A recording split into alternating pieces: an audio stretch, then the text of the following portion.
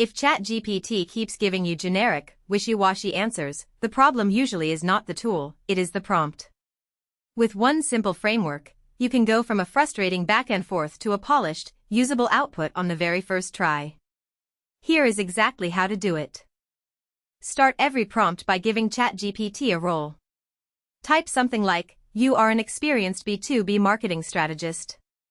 This primes the model to draw on relevant knowledge and tone rather than giving you a generic, textbook-style answer. Think of it as hiring the right specialist for the job.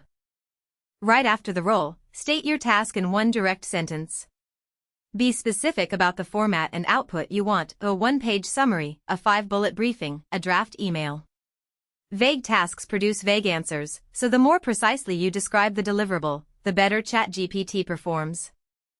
Now paste in your raw material, data, background notes, a rough draft, or key facts. Label it clearly with a word like context, so ChatGPT knows where your input begins.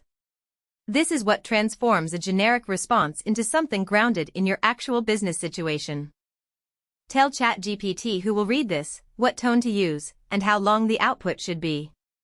3 short lines: tone, audience, length, eliminate the most common rounds of back-and-forth editing. You are not over-explaining, you are just removing guesswork from the model. For context you provide every single session, use ChatGPT's custom instructions setting. You can tell it your job title, your industry, your preferred writing style, and what you never want it to do. This runs silently in the background on every conversation, so you stop repeating yourself every time you open a new chat. When the response comes back, read it like an editor, not a passive recipient. Check that the facts match your source material and that the tone lands right for your audience.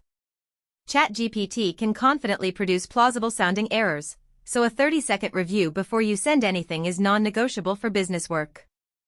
Instead of starting over when something is off, send one targeted follow-up.